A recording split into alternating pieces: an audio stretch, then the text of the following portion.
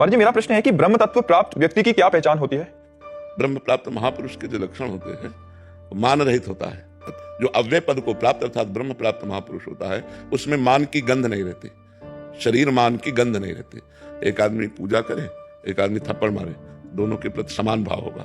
जो ब्रह्म प्राप्त महापुरुष है उसका किसी से द्वेष नहीं होता। मोह अज्ञान के कारण होता है, अब चूंकि उसको ब्रह्म बोध हो गया है इसलिए किसी से मोह नहीं होता। जित संग दोषा, वो चाहे पास में कोई जहरीला सांप हो उसको से कोई भय नहीं, उसके संग का कोई प्रभाव उसको नहीं पड़ेगा। जो ब्रह्म प्राप्त हो चुका है गाढ़ अवस्था, ब्रह्म प्राप्त में भी 8 भूमिकाएं हैं। जो 8वीं भूमिका को प्राप्त महापुरुष है उस पर कोई फर्क नहीं पड़ता, पर जिसे ब्रह्म बोध हो गया है उसके ऊपर भी संग का कोई प्रभाव नहीं पड़ता, स्वरूप में रमण करता है।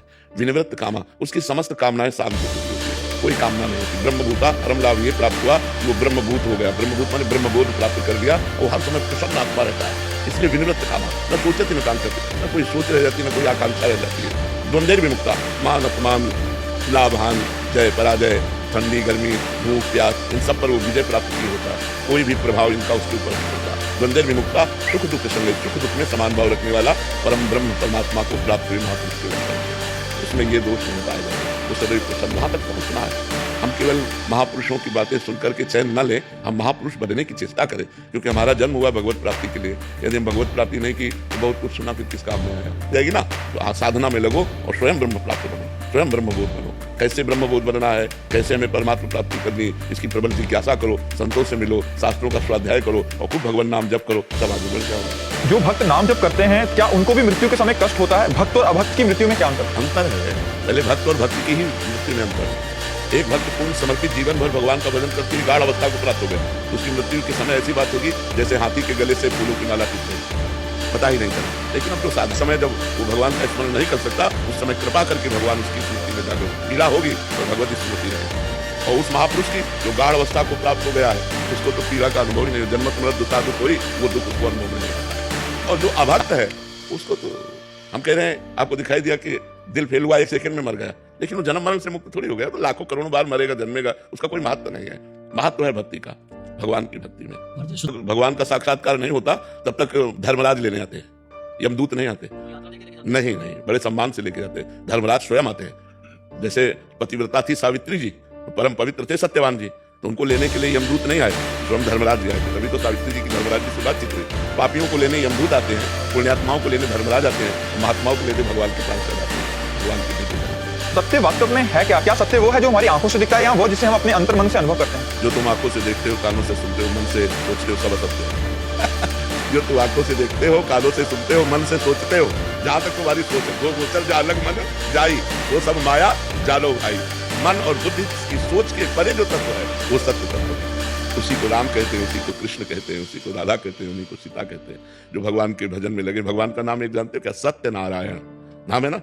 भगवान को कहा गया सच्चिदानंद रूपाय विश्वोत्पत्त्यादि। सच्चिदानंद, सच्चित आनंद घन स्वरूप भगवान है। भगवान ही सत्य है और सब मिथ्या है। ब्रह्म सत्यम जगन मिथ्या। भगवान ही, जिन्हें ज्ञानी लोग ब्रह्म कहते हैं, भक्त जन भगवान कहते हैं, योगी जन परमात्मा कहते हैं, वही हमारे लाडले प्रभु है। दूसरा थोड़ी कोई, एक ही तत्व है। उन्हीं सत्य का नाम जपना चाहिए, उन्हीं की आराधना करनी चाहिए। आपको अनुभव करने का सबसे सरल उपाय क्या है?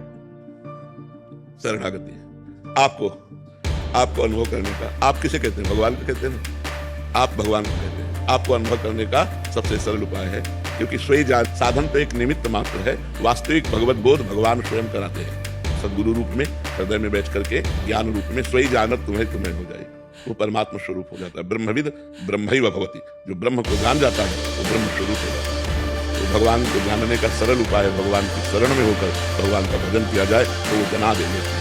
हाँ, कभी कभी मन जो है ना, ये किडनी रोग से ग्रसित है, तो ये कभी कभी ज्यादा परेशान करने लगता है, डाउन हो जाता है, पर चलता है भगवान की कृपा से, ठीक चल रहा है। और देखो ये ठीक हो कि ना ठीक हो, अगर मन भगवान में लगा है तो सब ठीक है। बहुत स्वस्थ शरीर है और मन विषयों में लगा है, तो कल्प तक जीवे तो क्या फायदा, और 2 दिन जीवे हो भगवान के चिंतन में जीवे तो वही जीवन है, नहीं तो और जीवन मृत जीवन है। जिन हरि भगति हृदय नहीं आनी, जीवित सब समान त्रिप्राणी। जिसके हृदय में भगवान की भक्ति नहीं है वो जिंदा मुर्दे के समान अपवित्र है। कोई संसार प्रपंच वही है मुर्दा, जीवित तो वो है जो भगवान का नाम जप कर रहा है। गोस्वामी जी कह, जीवित का स्वरूप क्या है? जो भगवान में जुड़ा हुआ है।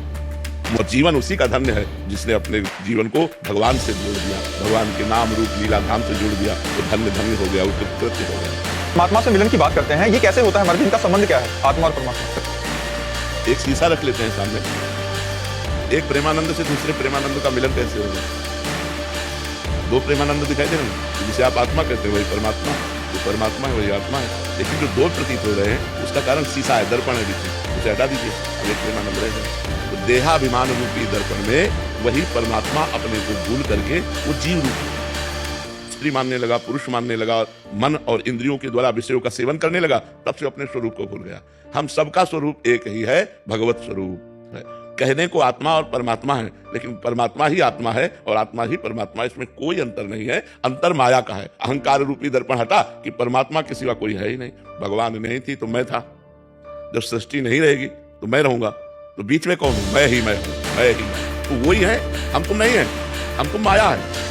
हम तुम शरीरों को लेके बोल रहे हैं ना, हम और तुम शरीरों को लेके बोल रहे हैं ना, लेकिन स्वरूप में एक ही है। अब जैसे ये एसी और हाइड्रोजन भजन करते हैं, अच्छे आचरण करते हैं, तो हम बच जाते हैं माया के आक्रमण से और भगवान को प्राप्त करने को। नहीं तो बहुत कठिन है, और आजकल तो और कठिन है, बहुत कठिन बात है कि कामादि दोष, अहंकार और पाखंड दम जिसके नहीं है, ये तात मैं उसके अधीन हो जाता हूँ, भगवान कहते हैं ऐसे भक्त के अधीन हो जाता हूँ। लेकिन ये भाई बहुत नाटक माया का है। जो गुरु चरणों का आश्रय लेकर दैन्यता पूर्वक शास्त्र आज्ञा के अनुसार भजन करेगा वही भगवान को प्राप्त हो पाएगा। अन्यथा माया की धूल उसकी आंखों में ऐसी लगेगी कि कंचन कामिनी में कहीं ना कहीं किसी खाई में पड़ा मिलेगा, या कंचन में या कामिनी में या कीर्ति रूपी खाई में पड़ा मिलेगा, वो भगवत मार्ग में नहीं चल सकता। चाहे जितना कष्ट पड़े, अब भगवत मार्ग नहीं छोड़ने वाले, ऐसा चल सकता है जो सहनशील है। नहीं तो भगवान की बड़ी विचित्र माया, बड़े बड़े अच्छे साधकों को नाटक में फंसा लेती है माया, और वो भूल जाता है कि मेरा लक्ष्य क्या था और कहां से कहां फंस जाता है। इसलिए गुरु के चरणों का आश्रय लेकर जो भजन करते हैं वही निकल पाते हैं, दूसरा फंस ही जाता है इस माया में। महाराज जी, सेवा और भजन में क्या अधिक महत्वपूर्ण है? दोनों का। जैसे आकाश में पक्षी दो पंखों से उड़ता है, ऐसे ही सेवा और सुमिरन दोनों से साधना परिपक्व होती है। गुरु सेवा, ठाकुर जी की सेवा, समाज की सेवा और भगवान का सुमिरन दोनों साथ साथ होना चाहिए। इनका अनुष्ठान साथ साथ होना चाहिए।